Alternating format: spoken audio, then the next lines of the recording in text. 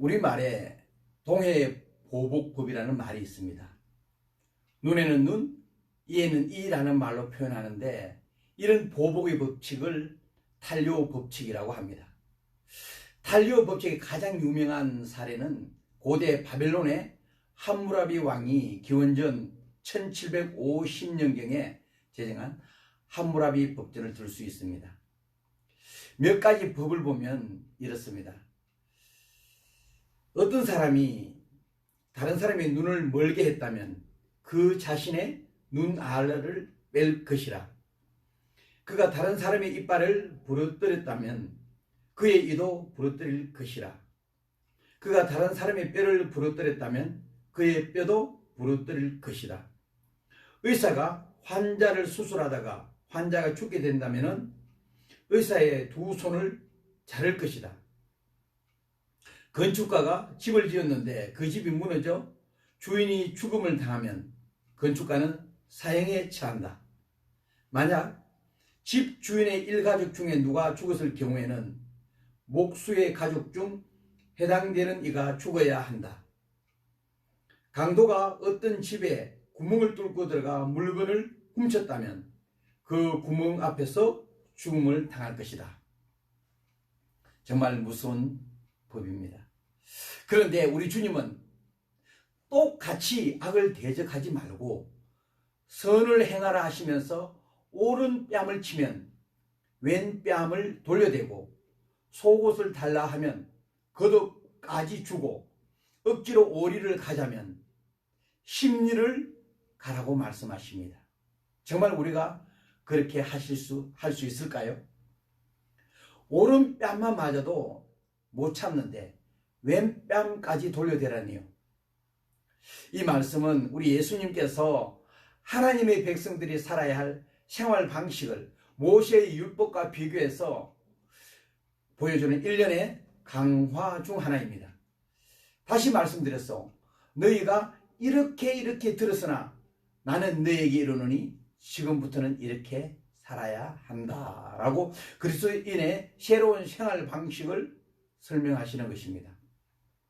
그러니까 구약 시대의 복수와 보복으로 살지 말고 선으로 악을 이기라는 것입니다. 그런데 악한 자를 대적하지 말고 선을 행하라는 말은 무슨 말씀일까요? 마음속에는 미움과 분노로 가득 차 있으나 참고 대적하지 말라고 하는 그런 말인가요? 예수님의 말씀은 단순히 참는 것에 그치지 않고 적극적으로 악을 감화시키라는 말씀입니다. 예수 믿는 사람들의 반응은 착한 것으로만 안 된다는 것입니다. 모든 것을 초월해야 합니다. 뛰어넘어야만 합니다. 오른뺨을 맞고 같이 상대를 치는 것은 예수 믿는 사람이 아니라는 것입니다. 그리고 이를 악물고 참고 인내하는 사람은 종교 생활을 하는 사람이라는 것입니다.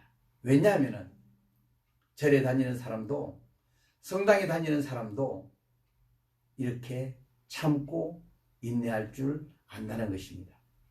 예수님께서는 예수 믿는 사람은 왼뺨까지 십리까지 겉옷까지 벗어주는 사람이 바로 예수 믿는 사람이라고 말씀하십니다. 그런데 오른뺨을 때리는 사람에게 기어이 왼편 뺨을 들이대며 여기 더 때려달라고 한다는 것은 예수님의 가르침과 맞지 않습니다. 그러다간 오히려 상대방을 흥분시켜서 죽도록 얻어터집니다. 속옷을 가지고자 하는 자에게 구태의 겉옷까지 홀랑 벗어줘야 합니까? 물론 그런 경우도 있겠지만 대부분의 경우는 감정과 상식에 맞지 않습니다. 오리를 억지로 간 후에 또 오리를 가겠다고 우기면 정말 웃기지 않나요? 그래서 본문의 말씀을 문자 그대로 해석할 것이 아니라 예수님의 말씀의 참뜻을 이해하고 무엇인지 살펴볼 필요가 있는 것입니다. 사실은 예수님도 많이 맞았습니다. 예수님께서 맞으셨을 때 예수님의 반응이 어떠셨는지 한번 성경을 보겠습니다. 마태복음 26장 67절에 보니까 이에 예수의 얼굴에 침 뱉으며 주먹으로 치고 어떤 사람은 손바닥으로 때리며 많이 맞으셨습니다. 침뱉음을 당했습니다. 주먹으로 맞았습니다. 손바닥으로 맞았습니다. 그때 우리 예수님의 반응은 68절에 나옵니다. 예수께서 조용히 눈을 감고 왼 뺨을 들이대니 그들이 예수의 왼 뺨을 치니라 라고 기록되어 있지 않습니다. 자, 우리 예수님께서는 오히려 요한복음 18장 22절로 23절에 대제사장께 대답하는 내용을 문제 삼아서 경비병이 예수님을 손으로 칩니다. 그때 예수님의 반응이 23절입니다. 자, 23절에 이렇게 기록되어 있습니다. 예수께서 대답하시되 내가 말을 잘못하였으면 그 잘못한 것을 증언하라.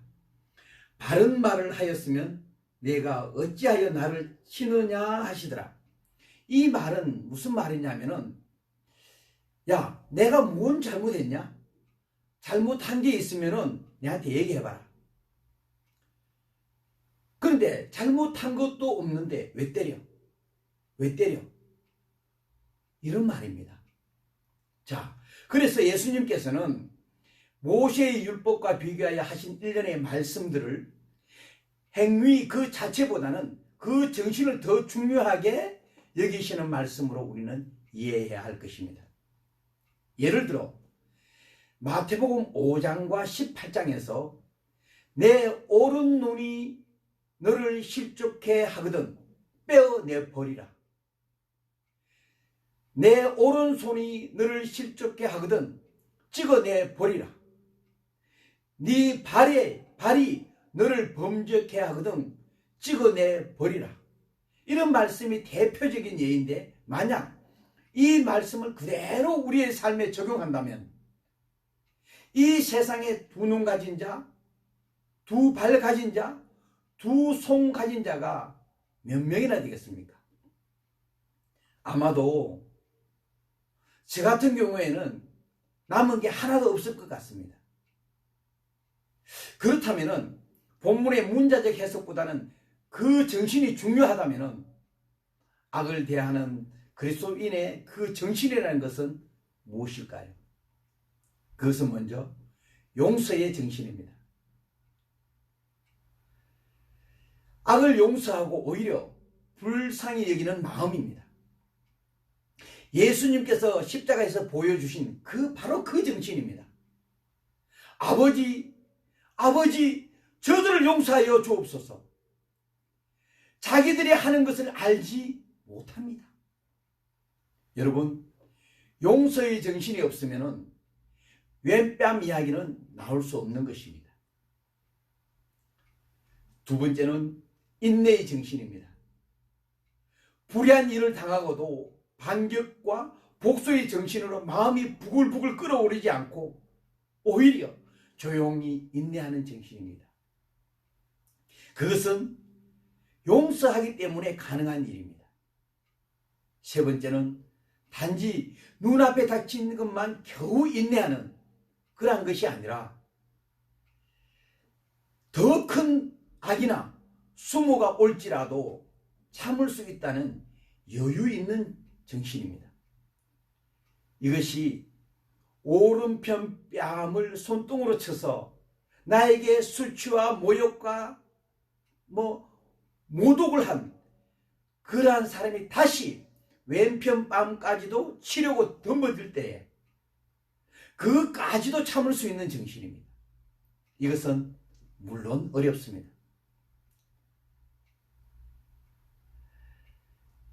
그러나 그리스도 안에 사는 사람은 이제 내가 사는 것이 아니요 내 안에 그리스도께서 사시기 때문에 모든 것이 가능하며 이것이 원수까지도 사랑하는 그리스도인의 정신이라는 것입니다.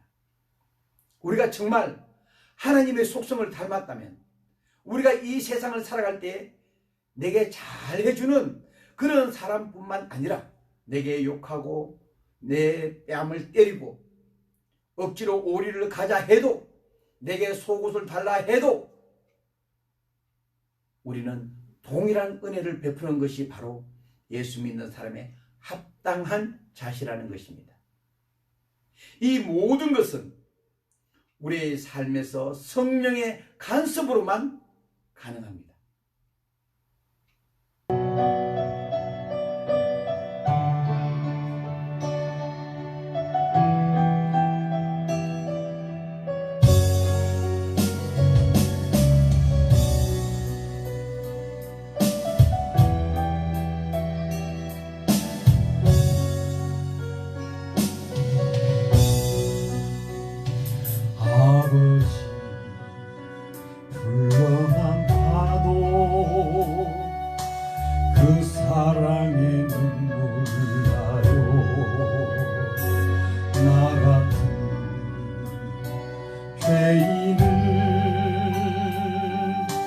사랑하신 아버지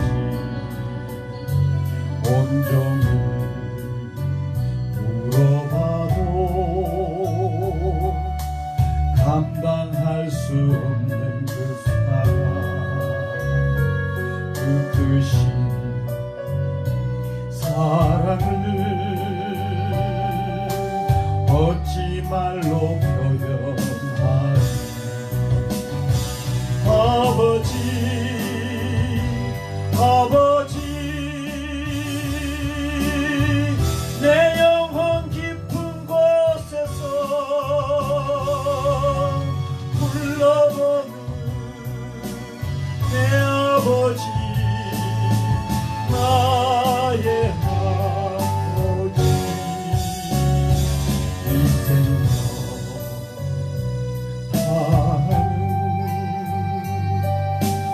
그날까지 지키시고 인도하신 참 좋으신 나의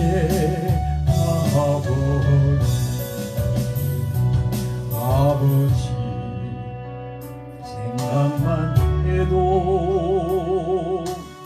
그 은혜에 감사해요. 날 위해 십자가 대신 지신 그 사랑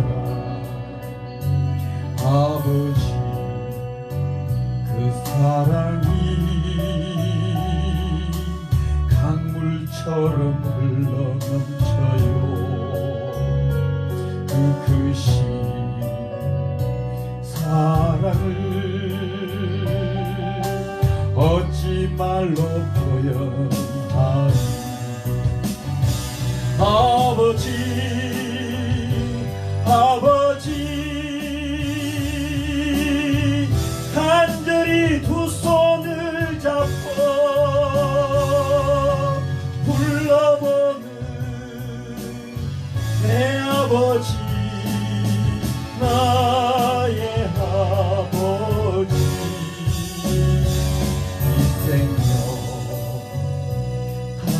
하늘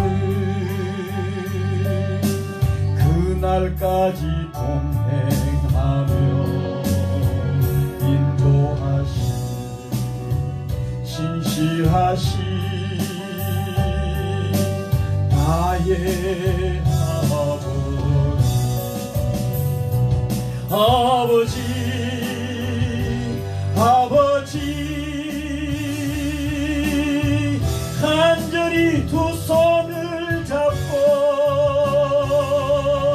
불러보는 내 아버지 나의 아버지